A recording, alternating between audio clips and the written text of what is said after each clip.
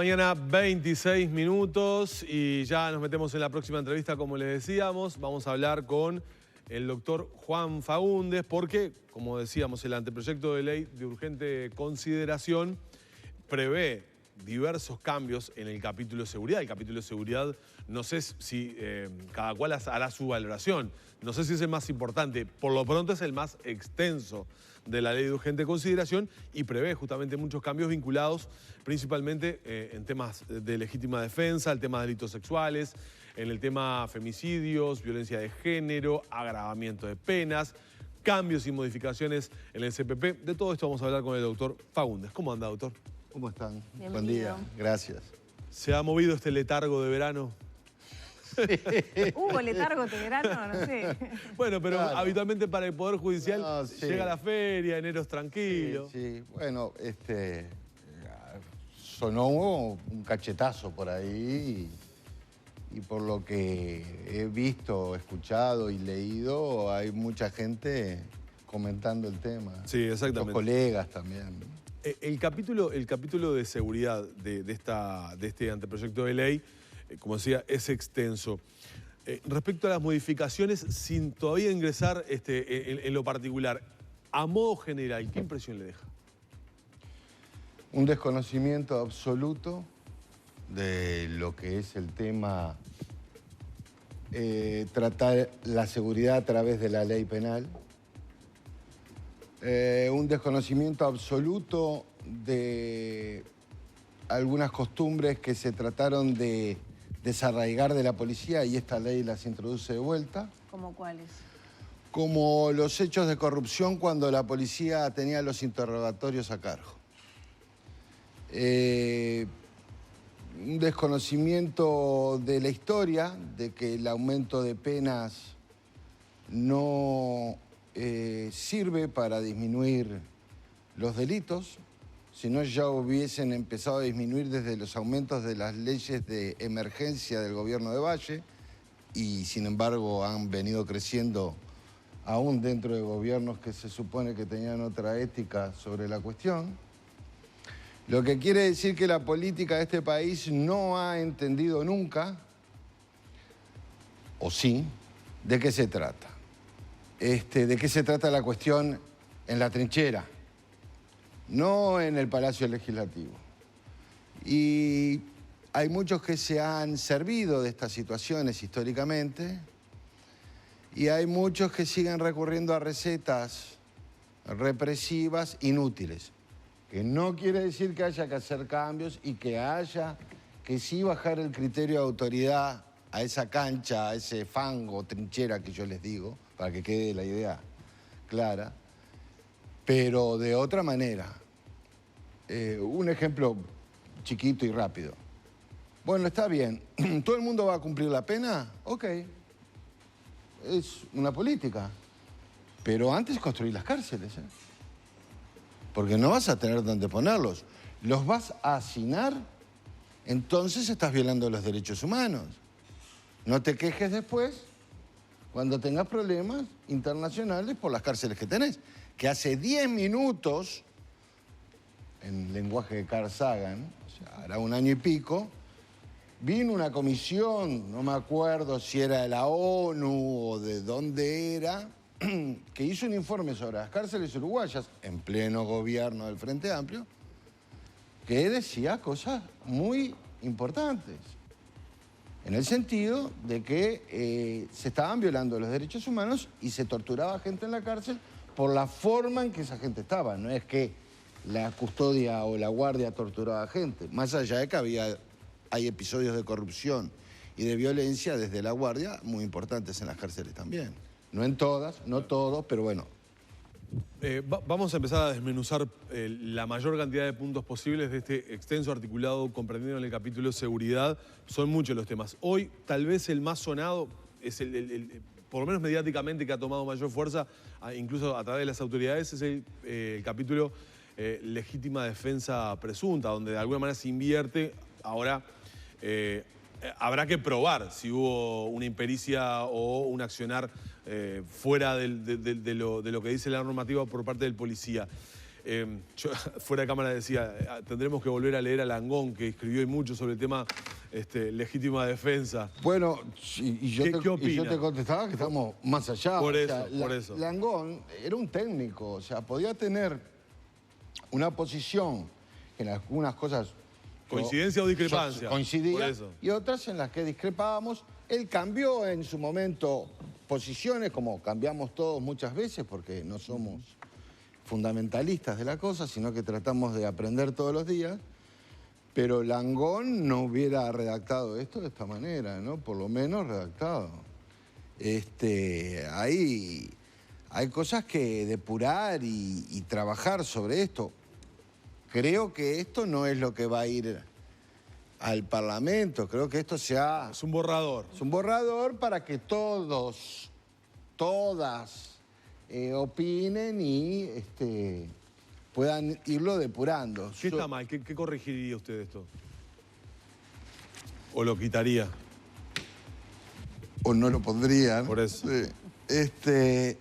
En la legítima defensa se aclara lo que son dependencias de la casa, porque la pregunta típica al abogado en el cumpleaños, bueno, son dos. ¿Defenderías a un violador? Es la primera. Si le puedo disparar solo en el dormitorio de la casa. Esas son las dos de cumpleaños, ¿viste? En la de dispararle a una persona que está dentro de tu casa, la casa no es el dormitorio, la casa es todo. Es el perímetro, es todo. Ahora, lo que hace acá es aclararlo. No sé si la técnica de la aclaración es buena o mala, pero bueno, no es algo negativo que aclares bien para que la gente tenga certeza.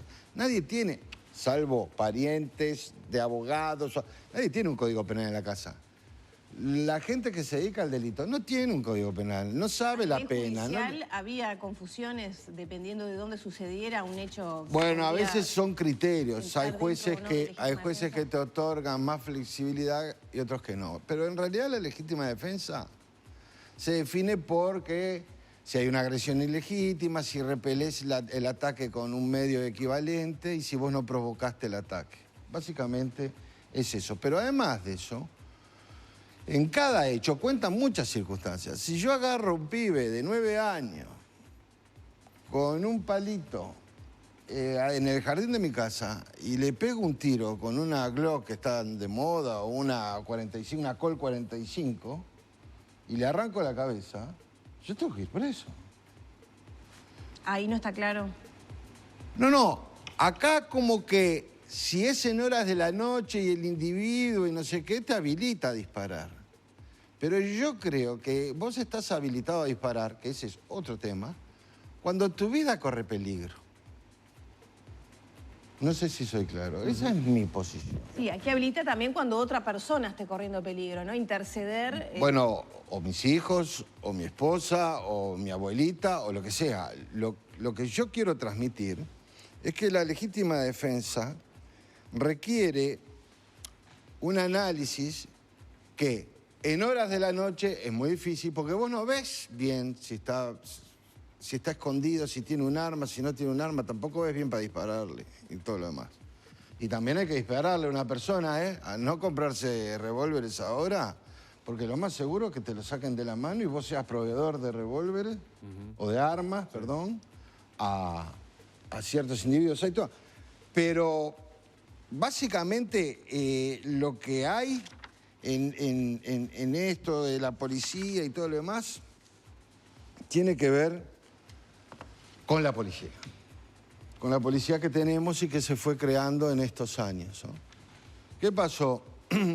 Yo creo que se apuntó a una policía de proximidad, de volver la policía cerca de la gente y todo eso, y se fue perdiendo el objeto de la policía, que es ser policía. Bueno, está bien que seas amigo del barrio y todo lo demás, que nunca se logró, ¿no? No, de Nunca hecho, se uno logró. del tema de campaña ha sido eso, ¿no? Recuperar la Algunos cercanía casos del de barrio. policía comunitaria. Algunos casos de Sí. policía comunitaria. No se recuperó. Y el hecho de las zonas y las divisiones y la pérdida de información, eso también ha complicado el trabajo. ¿Vos decís que debilitó eso en la figura policial? Sí, claro. Y el respaldo del policía. Y el tipo de policía que elegís para que sea policía. O sea, vos no tenés que poner un asesino, pero tampoco tenés que poner un hola, amiguito, ¿cómo andás? Porque no es la función del policía que haga magisterio. Claro. Porque hay un rol adentro de uno. Si yo, como abogado, voy a una audiencia y la fiscalía empieza a matar a palazos a un testigo que yo propuse, y el testigo me mira con los ojos llenos de lágrimas, como diciendo... Y yo le hago así, y miro al fiscal y digo, ah, sí, ¿cómo pregunta usted? Yo me tengo que dedicar a otro, por lo menos a otra área del derecho. Porque vos tenés que proteger a tu testigo en el sentido de que no lo vapuleen para asustarlo, para que se olvide lo que tenga que decir o piense que lo que tiene que decir le va a enojar a ese fiscal malito, entonces se la van a agarrar con él. Lo que voy a decir es que las políticas aplicadas hasta el momento, en estos años, debilitaron la figura policial. Sí. ¿Y esto quiere volver a darle ese tinte duro? Sí, pero por un lugar que no se lo tendría por qué dar. Yo voy a decir concretamente, a la policía hay que elegirla bien, hay que prepararla bien y hay que darle un respaldo jurídico, pero no en el Código Penal.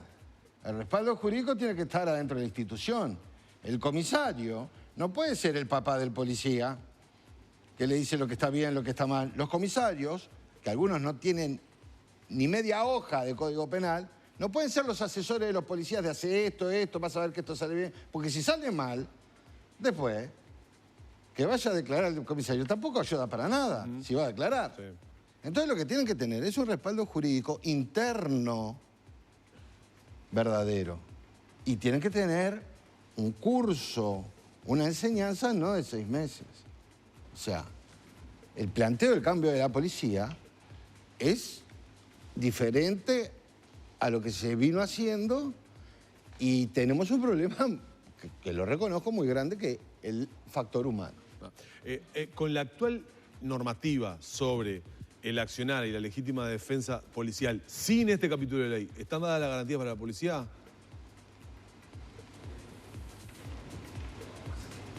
No. ¿Por qué no están dadas las garantías para la policía?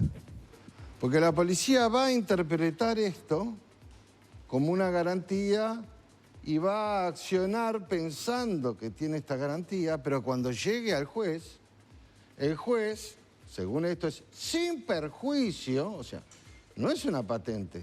Si le erraste o consideraste que estabas bien, pero le erraste porque lo consideraste mal, porque estás mal informado, porque no estás preparado, vas a ir a un juez que, en ese caso, te va a imponer una pena. Por eso es presunta. Porque permite... Exactamente, la palabra es presunta. Permite O rebatir sea, en que juzgado. se da ciertas garantías formales, según su opinión, para ir entendiendo, pero no está la formación para que ese policía pueda discernir correctamente dónde ejecutar esa presunta legítima defensa. Perfecto. Entonces, si se equivoca, no va a tener respaldo. Y que para no equivocarse tiene que tener información y apoyo jurídico dentro del cuerpo policial, independiente de amistades o jerarquías o mandos. Tienen que tener un departamento que piense la cuestión. Y es más, este tipo de cosas tendrían que salir de cada lugar porque son los que mejor conocen las particularidades. Claro. Cambiamos el capítulo porque son muchos los temas que queremos abordar. Se incrementan las penas para los menores infractores. En realidad no debo hablar de penas, debo hablar de medidas socioeducativas para menores infractores. Para los casos gravísimos pasa de 5 de máxima a 10. ¿No es violatorio esto del Código de la Niñez y la Adolescencia? Hay convenios internacionales firmados por Uruguay que prohíben estos aumentos de pena. Por eso lo tanto, van a tener un conflicto en algún punto con los países que integraron esos tratados. Lo que afecta, pues dice, te cortan las relaciones comerciales, te pueden subir los aranceles. O sea, los países se relacionan a través de las embajadas, pero la verdadera relación después es a través del comercio y de problemas de migración o lo que fuere. Y es ahí donde te pueden afectar. Un país no puede poner preso a otro, no lo puede multar. Indirectamente lo afecta a través de beneficios económicos que te pueden cortar. O sea, esta norma estaría contraveniendo los convenios que Uruguay ha suscrito con las convenciones En internacionales. principio sí. En principio sí. ¿Qué pasa con el aumento de las penas para delitos sexuales en general? Ah, bueno, esto de los delitos sexuales es el gran boom del sistema penal de los últimos meses. En Uruguay, todas estas conductas sexuales aberrantes pasaron siempre. Siempre pasaron. En la clase alta, en la clase media, en la clase baja y en la clase expulsada, como dice un amigo. ¿Qué pasa?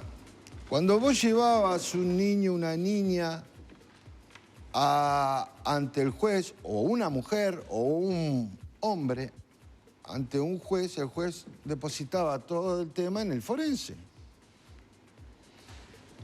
La gran cantidad de denuncias sobre abuso, más bien, no sobre violación, que es, lamentablemente, deja más signos visibles, pero los abusos en sí, eso, no dejan ningún síntoma visible.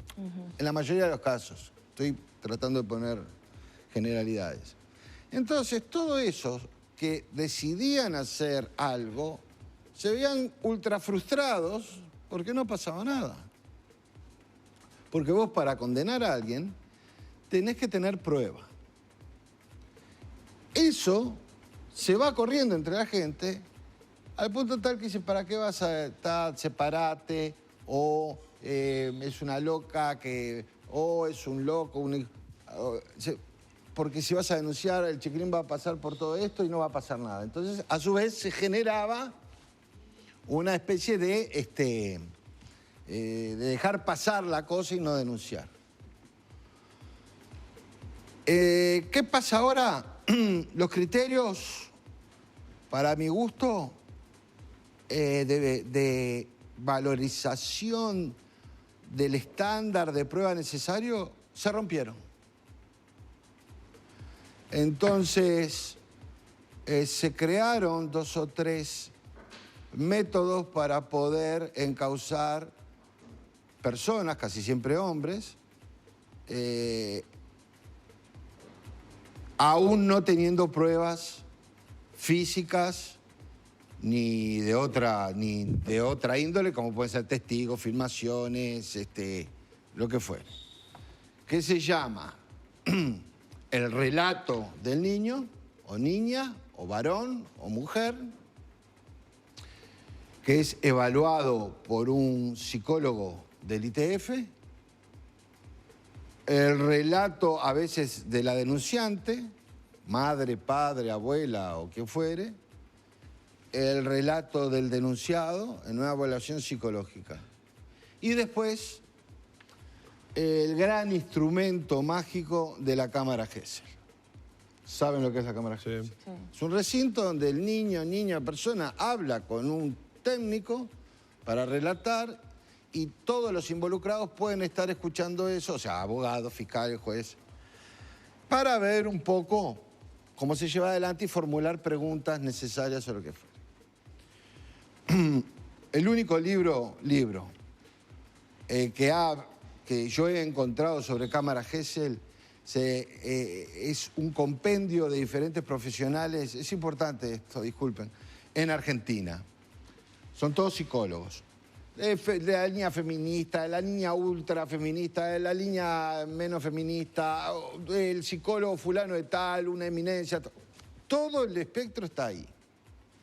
¿En qué coinciden todos?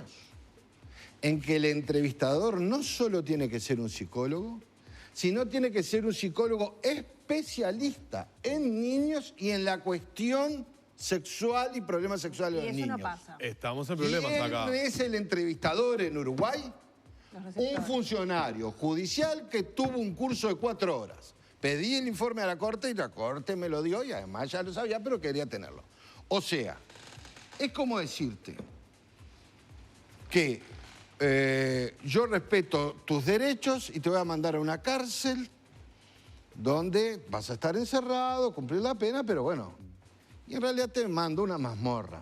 Entonces vamos a decir, esto no es una cárcel, esto es una cueva de tortura. No, eso es una cárcel. Esto no es una cámara Gesell, es una entrevista con alguien que hace lo mejor posible, porque además le dan yo he visto cámaras Gesell que le van mandando por WhatsApp las preguntas que van surgiendo, porque van surgiendo preguntas y él no tiene mucha capacidad. Algunos tienen un poquito más, otros no tienen nada. Entonces están así y así, clac, clac, el teléfono. El niño queda así. Así. Me pregunta. Es una descontextualización de la cámara. Es una cosa tan...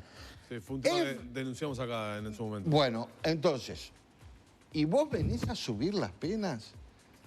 ¿Con qué legitimidad vas a subir las penas si el sistema que tenés para evaluar esto es un fracaso? Cuando vos tengas bien el aparato que va a tomar todo lo que vos en el legítimo sentimiento, opción, decisión de bajar o intentar bajar el delito teniendo más tiempo preso a las personas, porque esa es la ecuación. Porque vos teniéndolo más preso no vengas a decir que es para rehabilitarlo mejor, ¿eh? Es más tiempo evitando que esté en la calle. Es más tiempo de caída. Sí. Nos quedan muy pocos minutos y me gustaría ingresar, por ejemplo, en el tema femicidio. ¿Pasa lo mismo con lo que se contempla? Bueno, no, el femicidio es una cuestión totalmente diferente. Se puso el femicidio en el Código Penal y ha venido aumentando, ¿no? Vamos a decirlo sinceramente. ¿Ha venido aumentando o no ha venido aumentando? Sí. Bueno, entonces, el Código Penal, la pena de 30 años o de 40, ponele lo que quieras. ¿Cambia algo? No, no cambia nada. El problema del femicidio para mí es algo muy complicado y yo no soy sociólogo ni asistente social, que creo que son las personas que deben de estar trabajando en esto, pero yo creo que hay una gran incidencia en el fenómeno a través del Estado público que ha tomado la cuestión. A ver si me explico. Yo no digo que no sea una cuestión que tenemos que estar informados, pero yo creo que hay un bombardeo mediático, whatsappero, lo que sea, que incide sobre las decisiones de los femicidas. No lo digo yo, hay estudios desde Durkheim para acá, del efecto contagio, de determinadas pulsiones y todo lo demás, etcétera, etcétera. Bien. Y las campañas, yo no soy publicista, pero viste que los uruguayos podemos opinar de todo. Las campañas de prevención o como quieras llamarle el femicidio, para mí no son correctas. No han sido adecuadas. Juan, tenemos que cerrar, no nos quedan tiempo. 30 segundos para la respuesta que te voy a hacer. Ayer el fiscal de Corte dijo, la ley provee la eliminación de la suspensión condicional del proceso, la eliminación de las libertades vigiladas, entre otras cosas. ¿Esto va a hacer colapsar el sistema de justicia? Y sobre todo lo de la libertad vigilada, pues van a ir... O sea, ¿qué dice? Hay 3.000 en este momento, entre aplicadas y en cola. Esos 3.000 estarían presos, si se les aplicara la pena. O sea, ¿cuál es la razón de la reforma? Si te condeno, cumplís la pena. Nada de libertad ni nada. No.